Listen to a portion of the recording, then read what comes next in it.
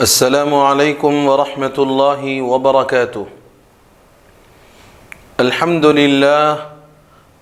للہ وحدہ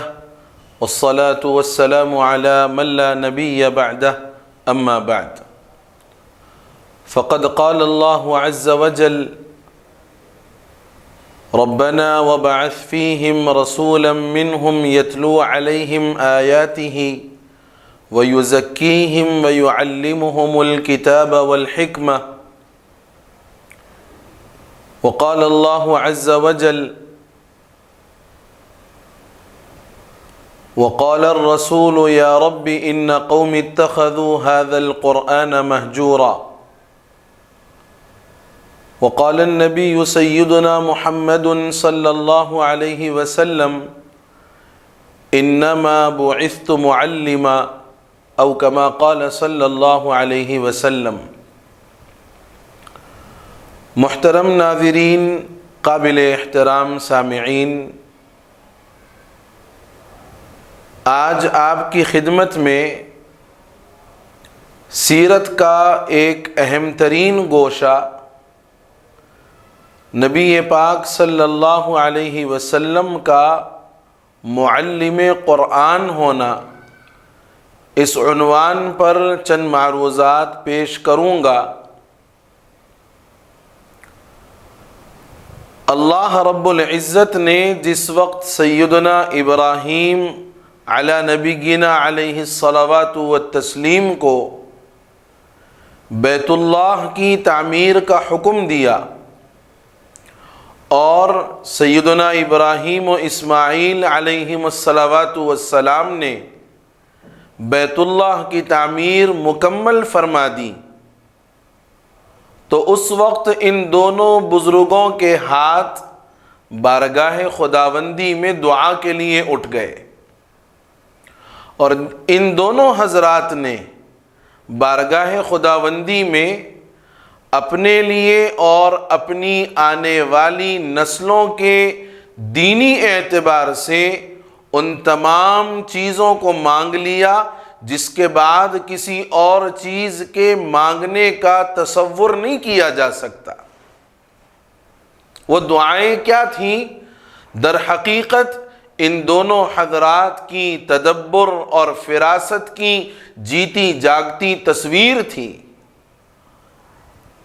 ان دعاؤں میں ایک اہم ترین دعا سیدنا ابراہیم علیہ الصلوات والتسلیم نے یہ بھی فرمائی، ربنا وبعث فیہم رسولا منہم یتلو علیہم آیاتہ ویزکیہم ویعلمہم الکتاب والحکمہ، کہ اے پروردگار ہم میں ایک ایسا رسول بھیج دے جو تیری آیات کی تلاوت کرے، یتلو علیہم آیاتک ویعلمہم الکتاب والحکمہ، اور لوگوں کو حکمت اور کتاب کی تعلیم دے، ویزکیہم، اور ان کا تزکیہ کرے۔ حضرت سیدنا ابراہیم علیہ الصلوات والتسلیم کی یہ دعا اللہ کی بارگاہ میں قبول ہوئی، اور اللہ نے اس کی قبولیت کا مظہر اتم سیدنا محمد عربی صلی اللہ علیہ وسلم کی شکل میں دنیا میں مبعوث فرمایا۔ آپ صلی اللہ علیہ وسلم 40 سال کے ہو چکے، اور پہلی وحی غار حرا میں آپ صلی اللہ علیہ وسلم پر نازل ہوئی سورہ علق کی 5 آیات۔ پھر اس کے بعد رفتہ رفتہ یہ آسمانی وحی کا سلسلہ جاری رہا، اور اللہ نے ایک حکم دیا وَأَنذِرْ عَشِيرَتَكَ الْأَقْرَبِينَ، کہ اپنے قریبی رشتہ داروں کو ڈراؤ اور انہیں اللہ کی وحدانیت کی تعلیم دو۔ اللہ کے نبی صلی اللہ علیہ وسلم اپنے خاندان والوں کو جمع فرماتے ہیں اور ان ساروں کو اللہ کا پیغام پہنچاتے ہیں۔ یہ آسمانی وحی کا سلسلہ 23 سال تک جاری رہا۔ سیدنا ابراہیم علیہ الصلوات والتسلیم نے جو دعا فرمائی، اے اللہ ایسا رسول بھیج دیجئے جو آپ کی آیات کو پڑھ پڑھ کر لوگوں کو سناتے رہیں۔ حضور کی بعثت کے مقاصد میں یہ 3 مقاصد ہیں جن کو اللہ نے جا بجا قرآن کریم میں متعدد مقامات پر بیان فرمایا ہے۔ اللہ نے فرمایا کہ آپ کا ایک فرض منصبی یہ ہے کہ آپ تلاوت آیات فرمائیں، اور تلاوت آیات کا مطلب یہ ہے کہ جو قرآنی آیات نازل ہوتی رہیں اللہ کے نبی صلی اللہ علیہ وسلم صحابہ کرام کے سامنے ان آیات کی تلاوت فرماتے، اور تلاوت آیات کی جو فرض منصبی تھی اللہ کے نبی صلی اللہ علیہ وسلم کی، آپ نے بأحسن وجوہ اس کو مکمل فرمایا۔ جب قرآن کی آیات نازل ہوتی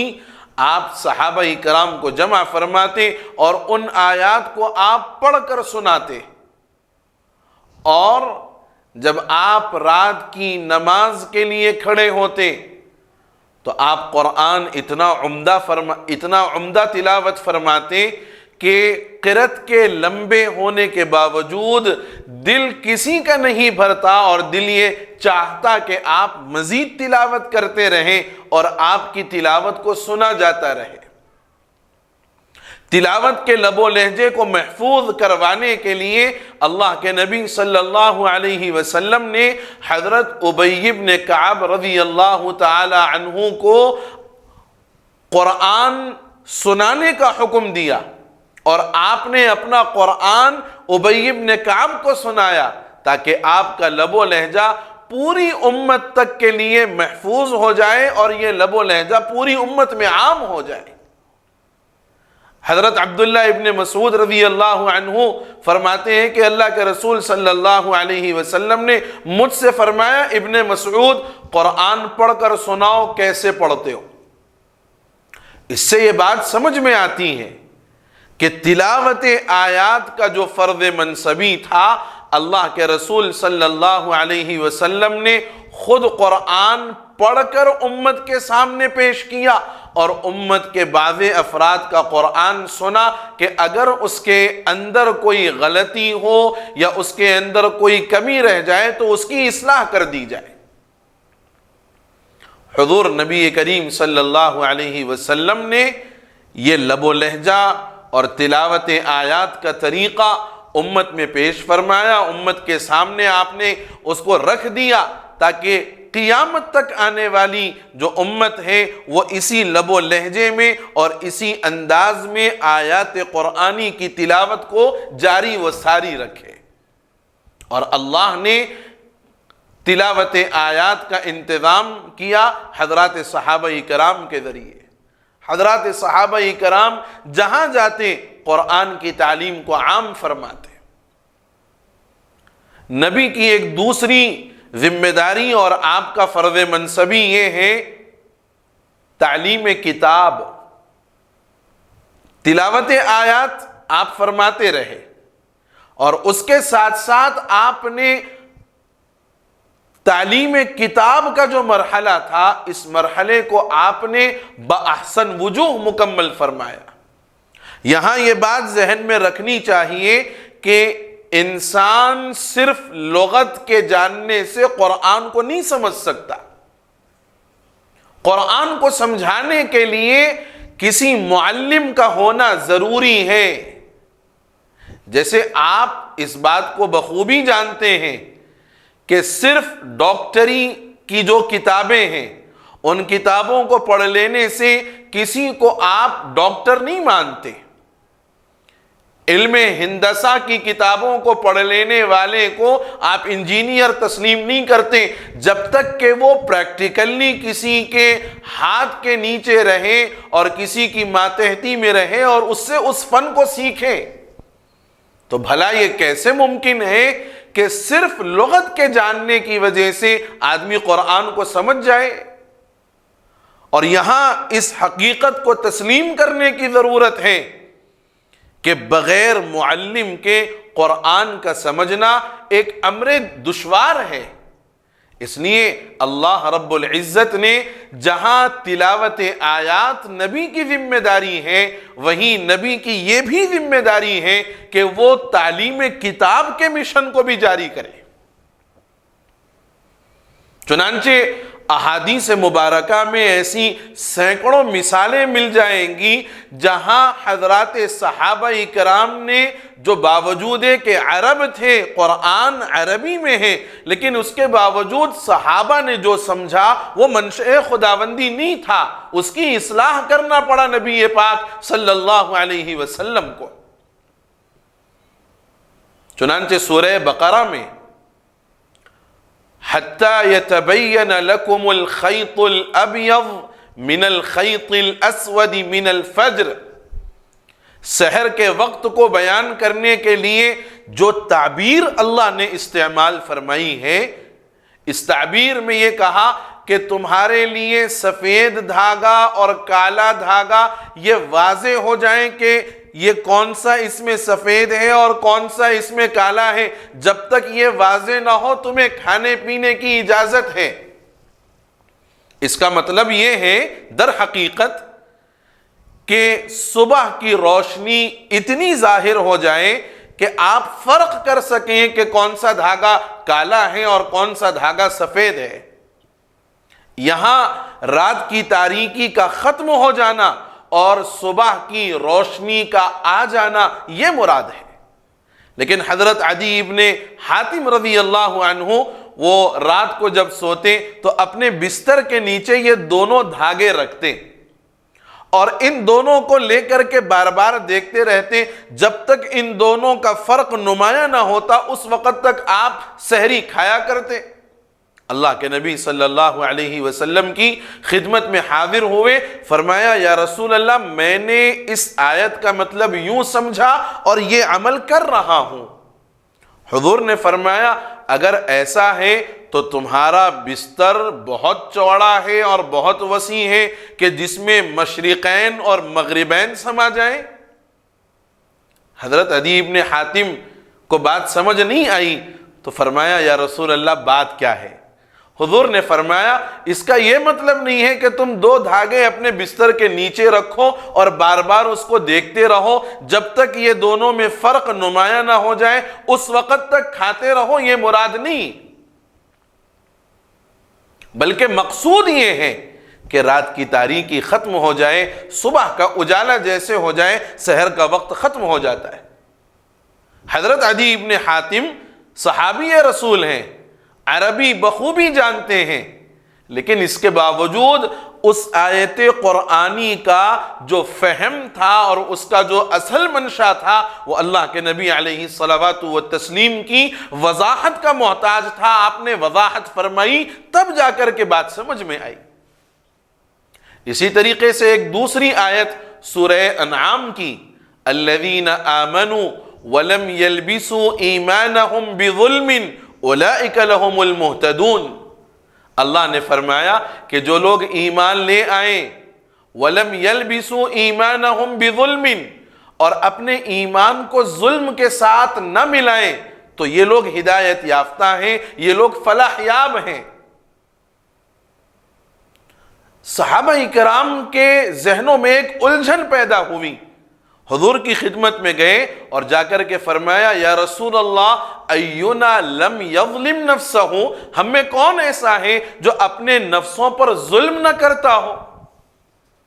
یہاں حضرات صحابہ کرام نے ظلم کا معنی یہ سمجھا کہ ایک دوسرے پر جو ظلم کرنا ہے، ایک دوسرے کے ساتھ جو زیادتی کرنا ہے، صحابہ کرام نے سمجھا کہ یہ مراد ہے۔ اور بعض مرتبہ انسان کے خواہی نہ خواہی ایسے حالات بن جاتے ہیں کہ کبھی کسی کی ذات سے کسی دوسرے کو تکلیف ہو جائے، کسی دوسرے پر ظلم ہو جائے، صحابہ ڈر گئے کہ ہم لوگ شاید پھر ہدایت یافتہ نہیں ہوں گے۔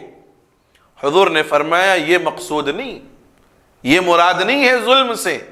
ظلم سے مراد وہ ہے جو لقمان نے اپنے بیٹے سے فرمایا ان الشرک لظلم عظیم.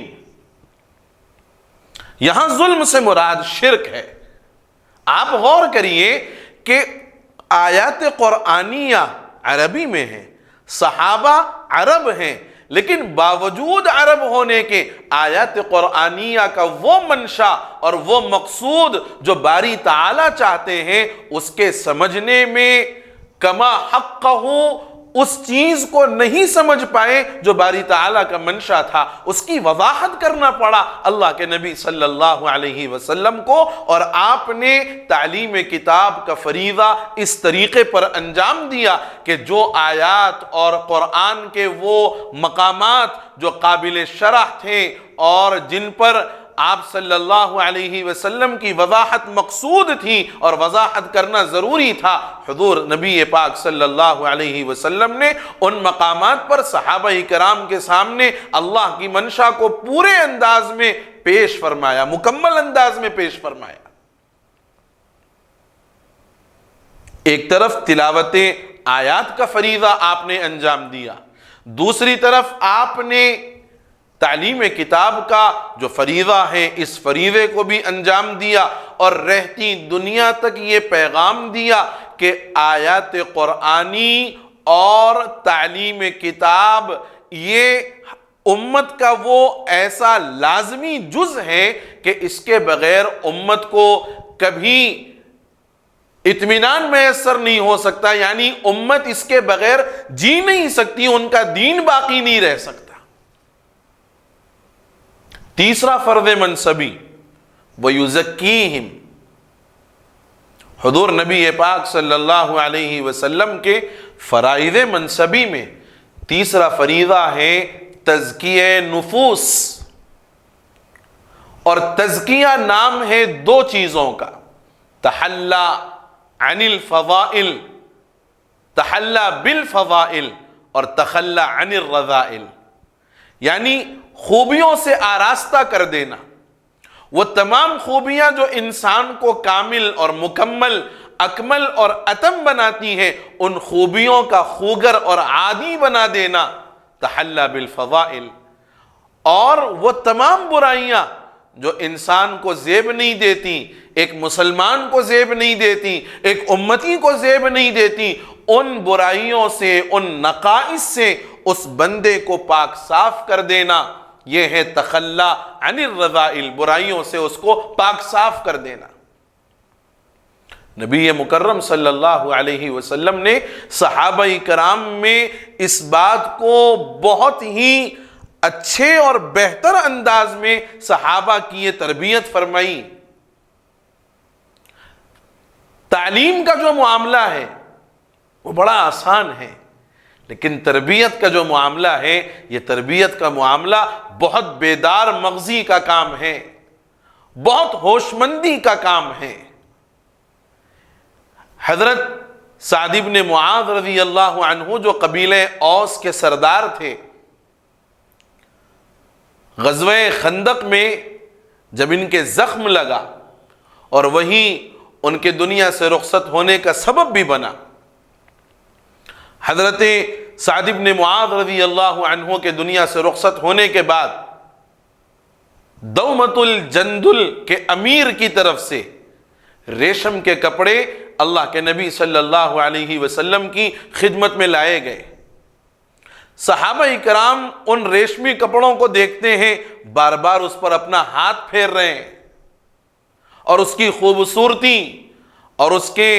بہتر انداز سے بنے ہونے پر تعجب کا اظہار کر رہے ہیں، اور اس کی خوبصورتی پر گویا فریفتہ ہو رہے ہیں. نبی پاک صلی اللہ علیہ وسلم نے صحابہ کے جب اس عمل کو دیکھا تو آپ سمجھ گئے کہ ان کا دھیان اور ان کی توجہ آخرت سے ہٹ رہی ہے اور دنیا اور اسباب دنیا کی طرف جا رہی ہے. فوراً اللہ کے نبی علیہ السلام نے فرمایا، تم ان دنیاوی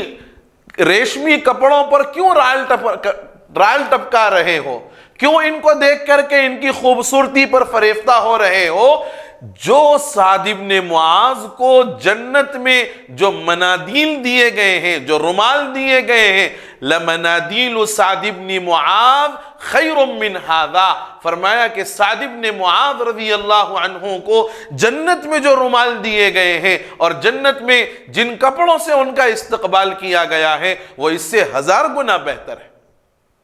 صحابہ کرام متنبہ ہو گئے اور سمجھ گئے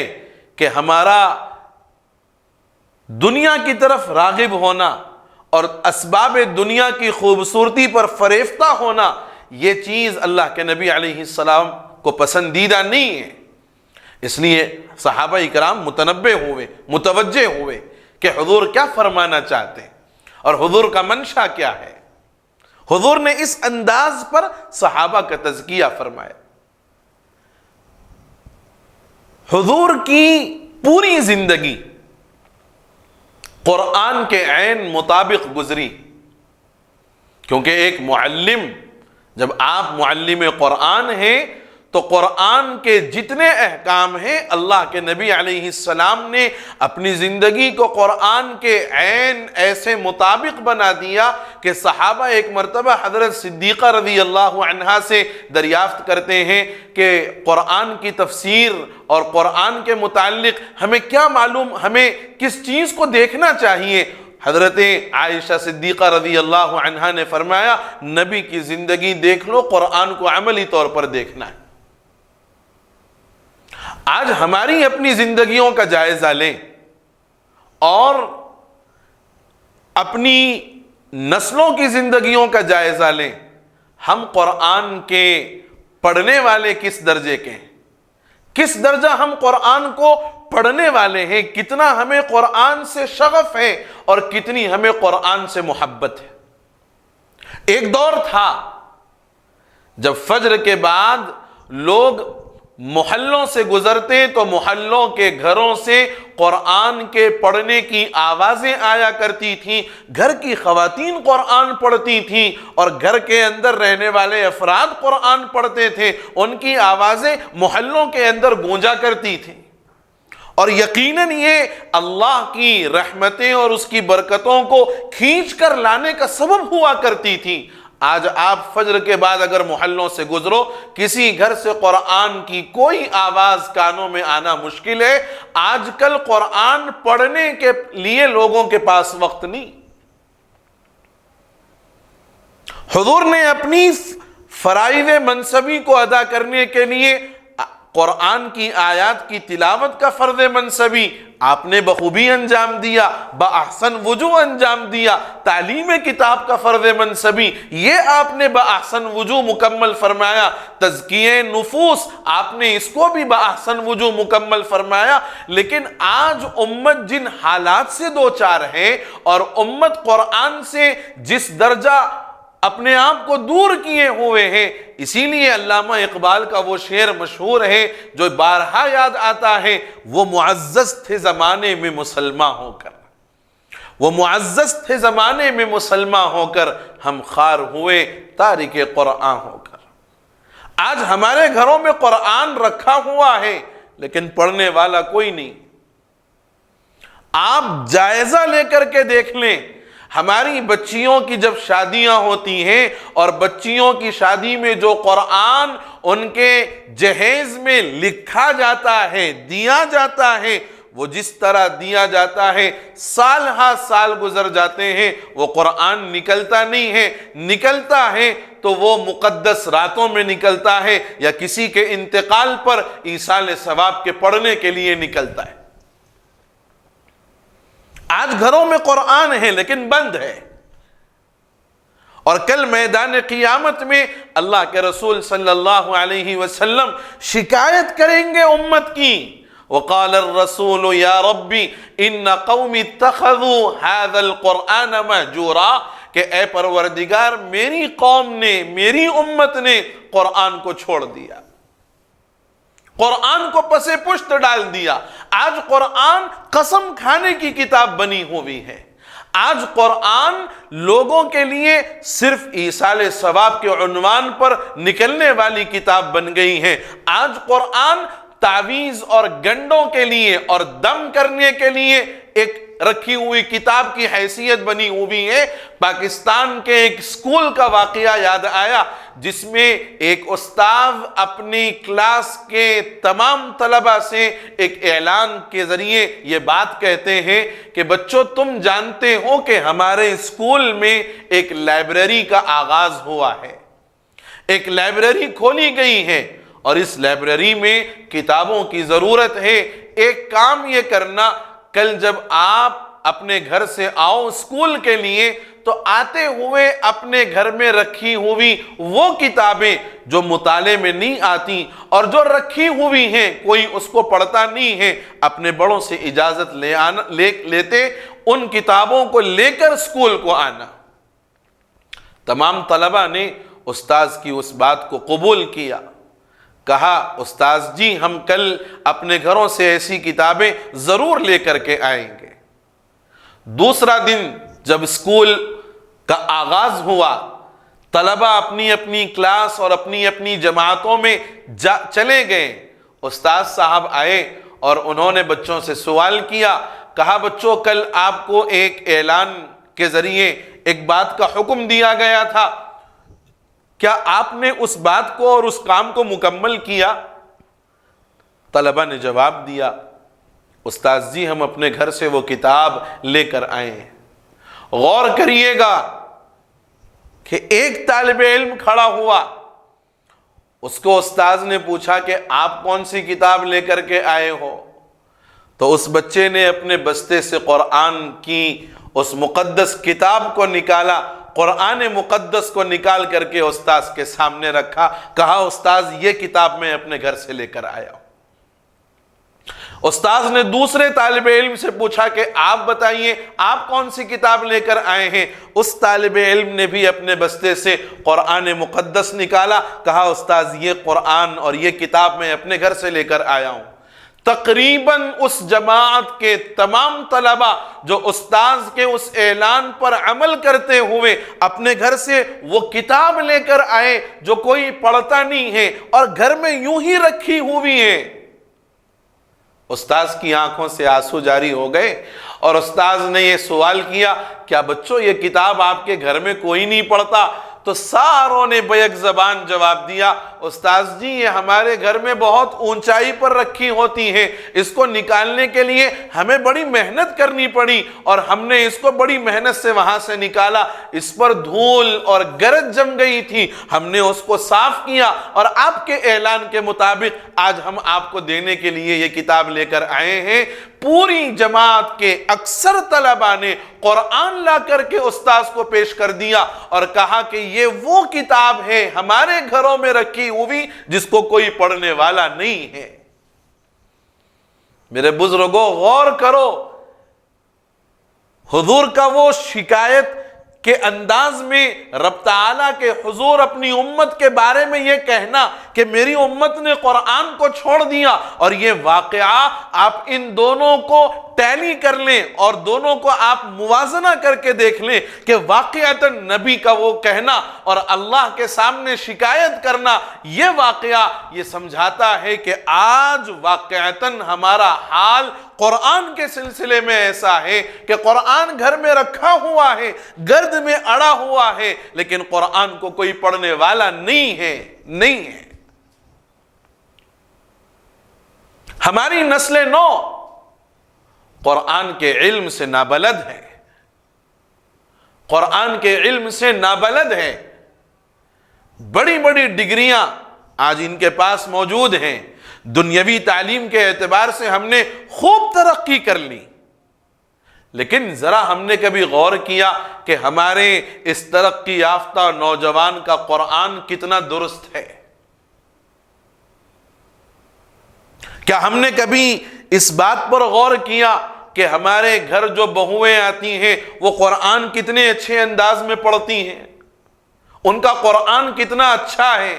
اگر ماں قرآن کو صحیح انداز میں پڑھنے والی ہوگی تو اس سے آنے والی جو نسل ہوگی وہ قرآن کو اچھا پڑھنے والی ہوگی، اور اگر نہیں پڑھتی اور پڑھنا نہیں جانتی تو یہ کوئی عذر ہے ہی نہیں۔ آج گلی گلی،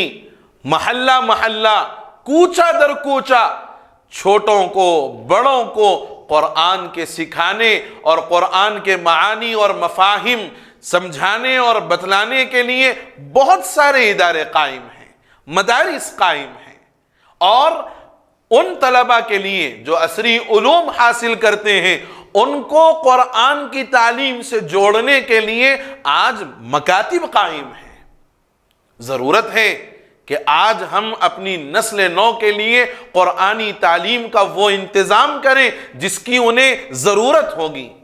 ورنہ کل میدان قیامت میں یہی اولاد جن کی دنیا کے لیے ہم نے جی جان لگا کر کے محنت کی اور سب کچھ قربان کر دیا، اگر ان کو قرآن نہیں سکھایا، کل میدان قیامت میں یہ آپ کا دامن پکڑیں گے اور رب تعالیٰ کے حضور آپ پر مقدمہ دائر کریں گے کہ بار الہا، یہ میرا باپ جس نے مجھے دنیا کے لیے تو قابل سے قابل ترین چیزیں لا کر کے دی اور مجھے بھی قابل بنایا، لیکن میرے دین کے سلسلے میں اس نے فکریں نہیں کی۔ آج قرآن کے پڑھنے کے سلسلے میں لوگوں میں جھجک ہے۔ حد یہ ہے کہ ایک مرتبہ لاک ڈاؤن کے زمانے میں اپنا تجربہ اور اپنا واقعہ جو میرے ساتھ پیش آیا وہ عرض کر رہا ہوں تاکہ آپ کو اندازہ ہو کہ امت کا حال دین اور دینیات سے کس قدر غفلت کا ہے۔ لاک ڈاؤن کے زمانے میں جبکہ نمازیں گھروں کے اندر ہو رہی تھیں، ہمارے پاس کسی عزیز کا آنا ہوا، دور کے رشتہ دار، وہ آئے، نماز کا وقت ہوا، میں نے کہا کہ چلیے مغرب کی نماز پڑھ لیتے ہیں، گھر میں بچے بھی ہیں، آپ بھی ہیں، جماعت بھی بن جائے گی، چلیے مصلی بچھائیں۔ مصلی بچھ گئے اور پیچھے مقتدیوں کی صف بن گئی۔ وہ آنے والے رشتہ دار، میں نے ان سے یہ کہا کہ آپ اقامت دے دیجئے تاکہ نماز شروع کی جا سکے، تو ان کی زبان سے یہ جملہ نکلتا ہے کہ مجھے اقامت کے کلمات یاد نہیں، مجھے اقامت کے کلمات یاد نہیں، تو مجھے مصلی پر کھڑے ہو کر انہیں اقامت کے کلمات تلقین کرنے پڑے، بتلانے پڑے کہ پہلے یہ کہیے، پھر اس کے بعد میں نے کہا یہ اشہد ان لا الہ الا اللہ، اشہد ان محمد رسول اللہ، حی علی الصلاۃ، حی علی الفلاح، قد قامت الصلاۃ، ایک ایک کلمے کی تلقین کرنی پڑی، تب جا کر کے اقامت ہوئی، اس کے بعد ہم نے نماز ادا کی۔ افسوس کا مقام ہے اور ہزارہا مرتبہ افسوس کا مقام ہے کہ ایک مسلمان جو شادی شدہ ہے، 3-4 بچوں کا باپ ہے، وہ اپنی ایک لمبی زندگی گزار چکا ہے اور یقیناً نماز پڑھتا ہے، لیکن اس کی حالت یہ ہے کہ وہ اقامت کے کلمات سے واقف نہیں ہے۔ جب اس کو اقامت دینے کے لیے کہا گیا، اس نے منع کر دیا کہ مجھے اقامت کے کلمات یاد نہیں۔ حضور ساری زندگی قربانی دے کر کے گئے، حضور کا مقصود اور منشا یہی تھا کہ امت میری لائی ہوئی تعلیمات کو اپنی زندگیوں میں بھی داخل کرے اور اس کو عام اور تام کرے۔ لیکن میرے بزرگوں ذرا غور کر کے دیکھو کہ ایک مسلمان ماشاءاللہ نمازی، لیکن اس کو اقامت کے کلمات یاد نہیں ہیں، تو اللہ کے نبی کا میدان قیامت میں وہ شکایت کرنا، کہیں ہم اس شکایت میں خدا کی پکڑ میں نہ آ جائیں۔ اس لیے آج کوشش کریں، فکر کریں اور عزم کریں اس بات کا کہ اپنی اولاد کو دنیا پڑھائیں گے، اور یقیناً پڑھائیے، لیکن ان کی دنیا پڑھانے سے زیادہ توجہ ان کے دین پر دیجیے۔ حضرت مولانا علی میاں ندوی رحمت اللہ علیہ نے فرمایا کہ جتنی ذمہ داری کے احساس کے ساتھ تم اپنی اولاد کی عصری تعلیم کا انتظام کرتے ہو، اس سے 1000 گنا زیادہ توجہ اور فکر تمہیں اپنی اولاد کے مسلمان بنانے اور ان کی دینی تعلیم کی فکر کے سلسلے میں کرنی چاہیے۔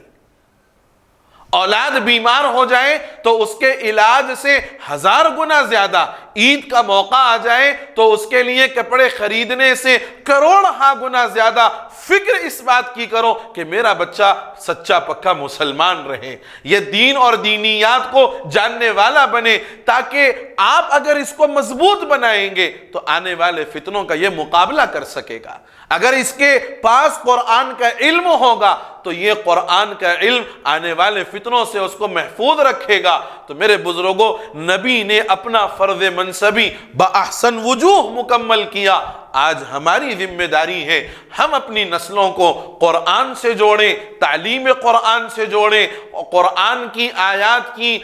تفسیر، اس کے معانی اور اس کے مفاہیم ان تک پہنچائیں، اور قرآن کے مطابق خود اپنی عملی زندگی بھی ڈھالیں اور اپنی نسلوں کی زندگیوں کو اس کے مطابق ڈھالنے کی کوشش اور فکریں کریں۔ اللہ تعالیٰ مجھے اور آپ کو کہنے اور سننے سے زیادہ توفیق عمل نصیب فرمائے، آمین یا رب العالمین، وآخر دعوانا ان الحمد للہ رب العالمین۔